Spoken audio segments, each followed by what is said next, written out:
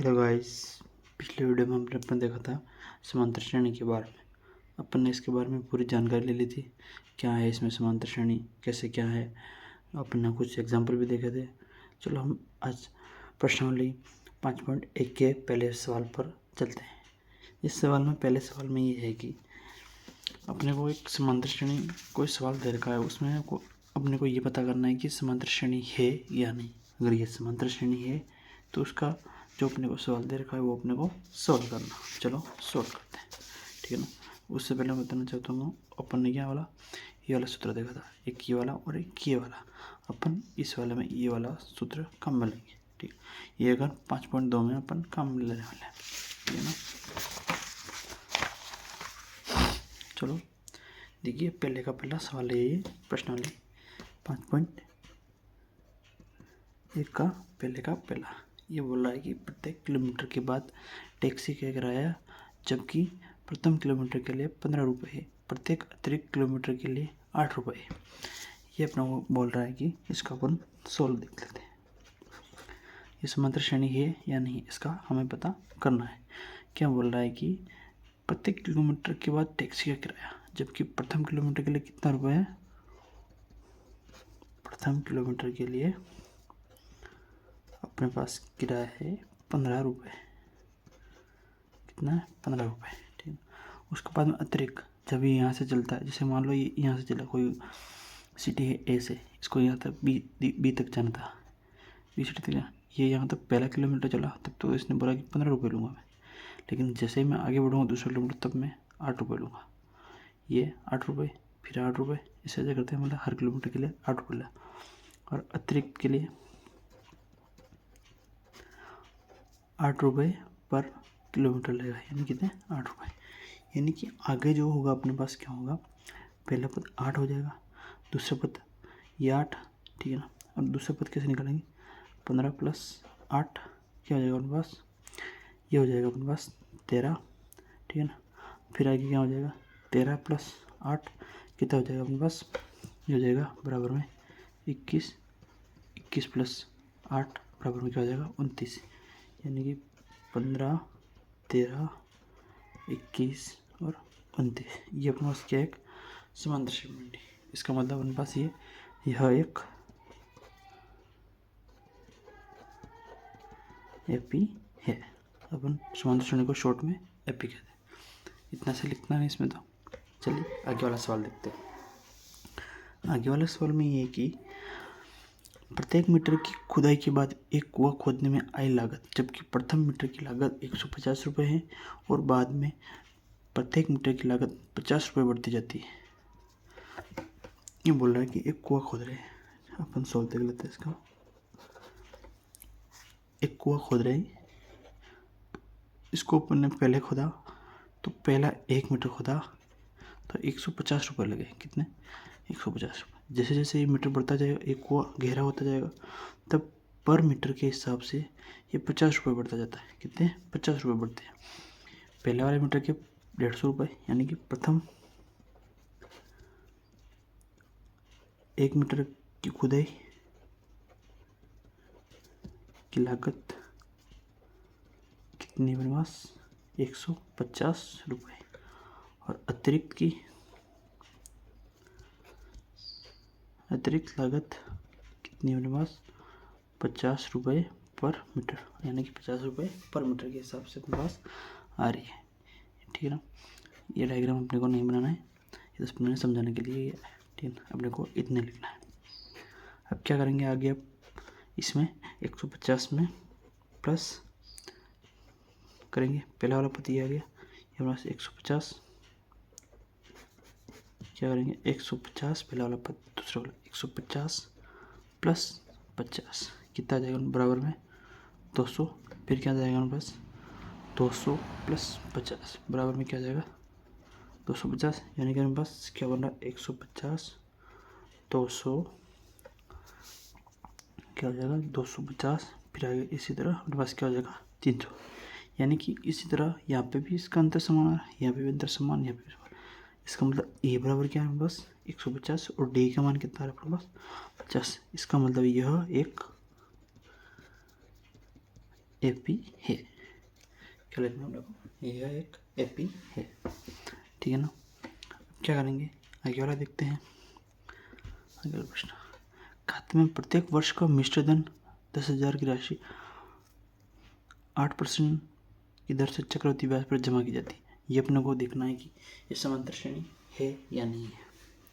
अपन क्या करते हैं, जैसे ब्याज निकालते हैं, P R into T upon 100 ऐसे निकालते हैं। पी यानी प्रिंसिपल, रेट और टाइम। कैसे निकालते हैं, ये सिंपल इंटरेस्ट का ब्याज है कितना, साधारण ब्याज का। सिंपल इंटरेस्ट को अपन साधारण ब्याज को शॉर्ट में अपन एस आई बोलते हैं, और चक्रवृद्धि ब्याज को सी आई बोलते हैं। क्या बोलते हैं, सी आई। इसका फॉर्मूला देखते हैं अपन, तो क्या हो जाएगा, प्रिंसिपल कितना हमारे पास 10,000 इंटू रेट कितनी 8, और ये टाइम, और ये 100। टाइम कितना 1 साल, ये 2 जीरो से 2 जीरो, यानी कि साधारण ब्याज पे 10,000 का ब्याज कितना हो जाएगा उनके पास 800 रुपये। कितना 800 रुपये। लेकिन मिश्र चक्रवृद्धि ब्याज में क्या होता है, इस ब्याज का भी ब्याज लगता है, लेकिन अगले साल क्या होगा, प्रथम साल में तो इसका भी 800 रुपये लगेंगे। जैसे दूसरा साल आएगा अपने पास, ये पहला साल हो गया, ठीक है ना। जैसे दूसरा साल आएगा, ये अपने दूसरे साल की बात करते हैं। जैसे एस आई की बात करें तो एस आई में क्या होगा, ये 800 आएगा, ये एस आई। लेकिन कंपाउंड इंटरेस्ट में क्या होगा, ये 800 तो आएगा, लेकिन इस 800 को ब्याज अलग से आएगा, यानी कि 8, ये कितना हो जाएगा 64 रुपये और जुड़ेगा। कितना हो जाएगा, पहले में 800, दूसरे में क्या हो जाएगा 864।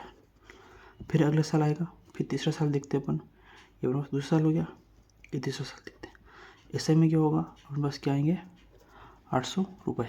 लेकिन सी आई में क्या होगा, ये 800 का आएंगे, क्या हो जाएगा, ये 800 प्लस क्या हो जाएगा, इस 800 का ब्याज कितना हो जाएगा 64, और इस 64 का भी ब्याज आएगा, जो कितना हो जाएगा हमारे पास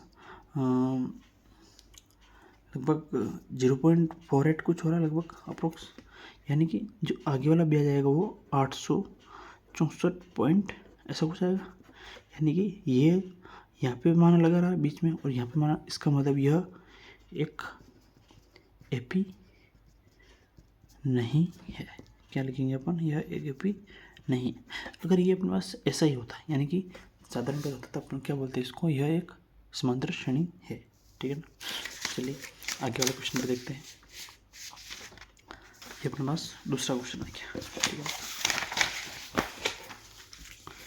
दूसरा क्वेश्चन देखते हैं, वो पहला खत्म हो गया, दूसरा ये बोल रहा है कि यह एक समांतर श्रेणी के प्रथम 4 पद लिखिए, जबकि ए यानी कि प्रथम पद और डी यानी कि सारांतर अपने को दे रखा है। चलो देखते हैं अपन पहला वाला प्रश्न क्या है अपने पास। पहला क्या है, ए बराबर में 10 और डी बराबर में क्या है अपने पास 10। ए और डी का मान हमारे को समान दे रखा है।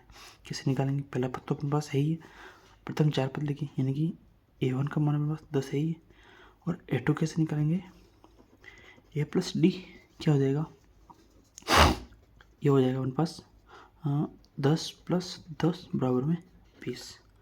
और A3 कैसे निकालेंगे, अपन ने देखा था पिछले वाले फॉर्मूले में, इस वाले फॉर्मूले में अपन जैसे कोई सा भी मान निकालते हैं उसका मतलब n-1 करते हैं, ना करते, ठीक है ना। ठीक इसी तरह यहाँ पर n-1 अपन करने वाला है, ठीक है ना। ये n है, n की वैल्यू कितनी है, बस 3, यानी a प्लस n कितना 3, 3 में से 1 गए तो 2, d कितना हो जाएगा हमारे पास, ये 10 प्लस 2 इंटू 10 बराबर में क्या हो जाएगा 20, और ये 10 30, 3 पद हो गए, और चौथा पद है a प्लस 3d क्या हो जाएगा 10 प्लस क्या हो जाएगा 3 इंटू 10 क्या हो जाएगा, ये 30 और ये 10 40, यानी कि अपने पास एपी क्या बन रही 10 20 30 40, ये अपने पास क्या बन रही है, एक एपी बन रही है, ठीक है ना। इसका ये सॉल्व हो गया। आगे वाला देखते हैं अपन, ये वाला a-2 और डी की वैल्यू अपने पास क्या है 0, ठीक है ना। डी की वैल्यू अपने पास क्या है 0। दूसरा क्वेश्चन है a बराबर -2 और डी बराबर में क्या होगा अपने पास 0। अपन देखते हैं इसका आगे वाला क्या देखेंगे, a1 क्या हो जाएगा इसमें -2, और a2 क्या हो जाएगा इसमें a प्लस डी बराबर में क्या हो जाएगा -2 प्लस 0 कितना आ जाएगा आपके पास -2।